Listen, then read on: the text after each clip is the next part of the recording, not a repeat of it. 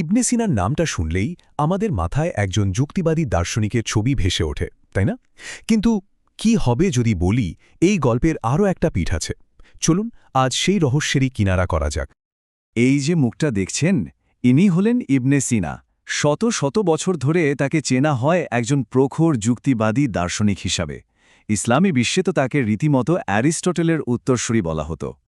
ইতিহাস আমাদের একটা পরিষ্কার ছবি দেখায়, কিন্তু তার লেখাগুলো যখন নতুন করে কাটাছেঁড়া করা হলো, তখন বেরিয়ে এলো এক বিরাট ধাঁধা। আর এখানেই আমাদের আজকের আলোচনার মূল প্রশ্নটা লুকিয়ে আছে। তিনি কি শুধুই একজন যুক্তিবাদী ছিলেন, নাকি একজন একনিষ্ঠ বিশ্বাসী, নাকি কোনোভাবে দুটোই? আচ্ছা, এই রহস্যটা ঠিকভাবে বুঝতে হলে আমাদের প্রথমে তার সময়ের দুটো ভিন্ন চিন্তার জগৎকে আলাদা করতে হবে।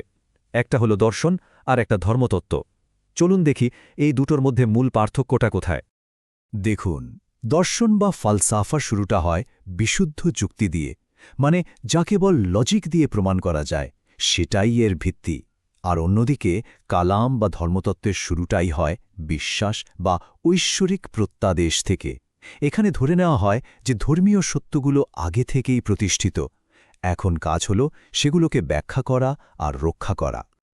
তো আমাদের হাতে এখন টুলকিট রেডি। চলুন এবার সরাসরি ইবনে সিনার লেখালেখির মধ্যেই ডুব দেওয়া যাক আর খুঁজে বের করি তার সেই ধর্মতাত্ত্বিক পরিচয়ের সূত্রগুলো। সবচেয়ে অবাক করার মতো ব্যাপার কি জানেন?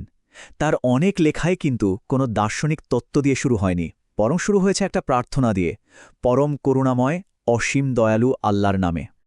যেমন ধরুন, প্রার্থনা নিয়ে তার যে লেখা, সেখানে তিনি শুধু নিয়মকানুনের কথা বলেননি, তিনি বলেছেন ঈশ্বরের সাথে এক গভীর আধ্যাত্মিক যোগাযোগের কথা, এক ঐশ্বরিক ভালোবাসার কথা। এটা পড়লেই বোঝা যায় তার বিশ্বাসটা কতটা ব্যক্তিগত আর গভীর ছিল। আর একটা দারুণ ব্যাপার হলো তার শব্দচয়ন। দেখুন, সে সময়ের দার্শনিকরা ঈশ্বরকে বোঝাতে খুব টেকনিক্যাল শব্দ ব্যবহার করতেন, যেমন অনিবার্য অস্তিত্ব বা নেসেসারি এক্সিস্টেন্ট, মানে এমন এক সত্তা যার অস্তিত্বের জন্য অন্য কিছুর প্রয়োজন নেই। কিন্তু ইবনে সিনা, তিনি প্রায় সরাসরি ধর্মীয় শব্দ আল্লাহ ব্যবহার করেছেন। এই যে একটা ছোট্ট সিদ্ধান্ত, এটাই কিন্তু অনেক বড় একটা ইঙ্গিত দেয়। বোঝা যায় তার চিন্তার জগৎটা শুধু যুক্তির মধ্যে সীমাবদ্ধ ছিল না, বরং বিশ্বাসের একটা শক্ত ভিত্তির ওপর দাঁড়িয়েছিল। তাহলে চলুন বিষয়টাকে আরেকটু গভীরে গিয়ে দেখি। আমরা এখন এমন তিনটা বিষয় নিয়ে কথা বলবো যেখানে দর্শন আর ধর্মতত্ত্বের প্রায়ই একটা সংঘাত লেগে যায়। দেখব এই বিষয়গুলোতে ইবনে সিনার অবস্থানটা ঠিক কী ছিল। প্রথমেই আসা যাক ঈশ্বরের অস্তিত্বের প্রমাণ নিয়ে। ইবনে সিনা কিভাবে প্রমাণ করতে চেয়েছিলেন যে ঈশ্বর আছেন?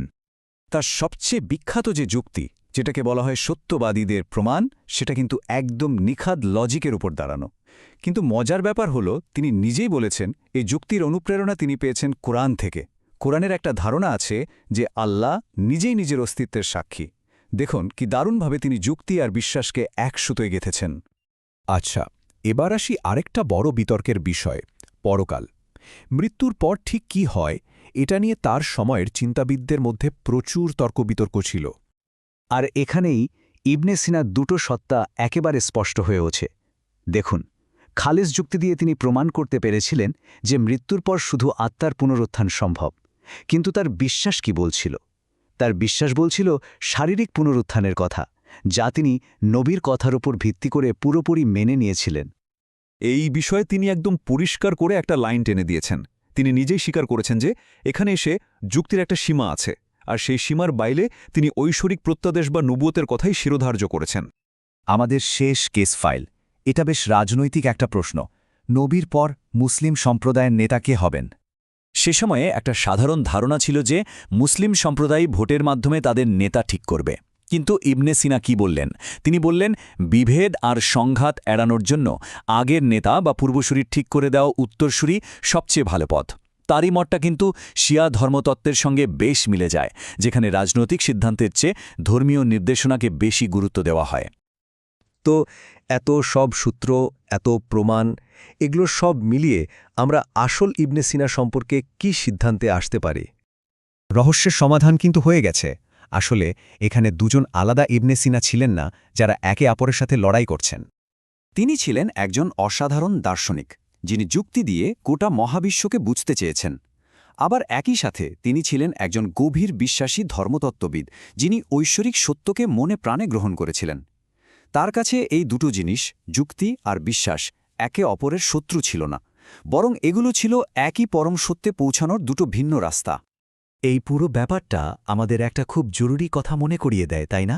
আমরা ইতিহাসের বড় বড় মানুষদের নিয়ে কত সহজ সরল গল্প বানিয়ে ফেলি, কিন্তু সত্যিটা হলো তারা প্রায়ই আমাদের ভাবনার চেয়ে অনেক বেশি জটিল আর বহুমাত্রিক হন।